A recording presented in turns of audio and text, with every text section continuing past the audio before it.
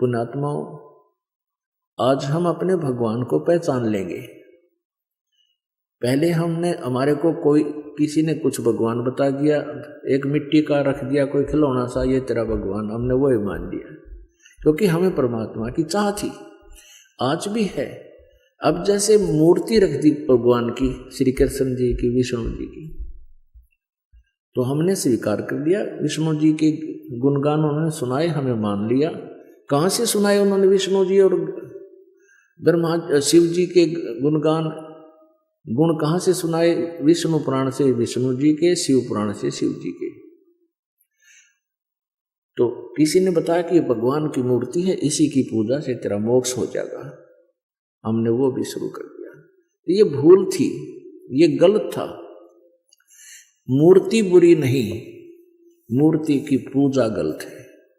मूर्ति का होना अनिवार्य है। मूर्ति से हमें प्रेरणा मिलती है। जैसे हम किसी सूरवीर की मूर्ति देखते हैं, चित्र देखते हैं, और उनके गुणों से हम परिचित होते ही हैं, तो गुणों से परिचित होने से उसकी मूर्ति देखते ही हमारे अंदर भी वैसा ही भाव बन जाता है। जैसे हम सेब की मूर्ति देखते हैं, आम का चित्र देखते हैं, आम की मूर्ति देखते हैं, तो हमारे अंदर उसके गुणों का ज्ञान होते ही उसको पाने की भी इच्छा बढ़ जाती है। तो ऐसे ही जो मूर्ति भगवान की, विष्णु जी की, शिव जी की, कृष्ण जी की, राम जी की, हमारे को हम जिसकी पूजा करते थे वो पूजा नहीं करनी थी। उसकी पूजा से हमें कोई लाभ नहीं होना था मूर्ति की। हमने उस मूर्ति वाले भगवान को पाना है। उस मूर्ति वाले भगवान को पाने से हमें उसके गुणों का, उन गुणों का गुण प्राप्त होंगे, उससे लाभ प्राप्त होगा। जैसे आम की मूर्ति है, सेब की मूर्ति है, हमने उस मूर्ति की पूजा से कोई लाभ नहीं होगा। वो तो इतना ज्ञान करा देगी कि ये सेब है, ये आम है, ये मीठा होता है, इसके ये गुण है।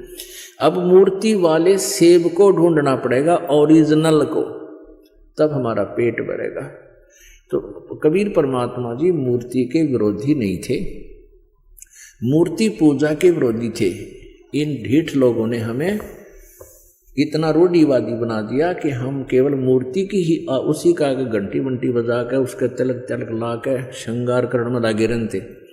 इतने उसके श्रृंगार में लाग गए, इतना ठीक है, खराब हो रही हो तो पोछा मार दे, कपड़ा साफ करके प्रणाम करो मूर्ति को, क्योंकि भगवान को उस मूर्ति को प्रणाम कर, परमात्मा को प्रणाम होता है। ये श्रद्धा हमारी बनती है, भाव बनता है। लेकिन पूजा और सत्कार में अंतर होता है। पूजा और सत्कार में बहुत अंतर होता है। तो ऐसे हमने पूजा नहीं करनी, सत्कार करने से हमारे अंदर विनम्रता बनी रहेगी। भगवान सामने दिखाई दे जैसे मूर्ति है, और सामने भगवान ही आ जाए तो हमारा वैसे ही भाव रहे जैसे मूर्ति नहीं, ये परमात्मा आखड़े हुए। लेकिन लाभ मिलेगा भगवान से ही। वो मिलेगा कैसे परमात्मा?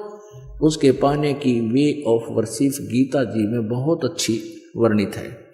जैसे गीता जी अध्याय नंबर 8 के श्लोक नंबर 13 में कहा, गीता ज्ञानदाता ब्रह्म कहता है मेरी पूजा करनी है, मेरा केवल एक ओम मंत्र है, बस, नथिंग एल्स।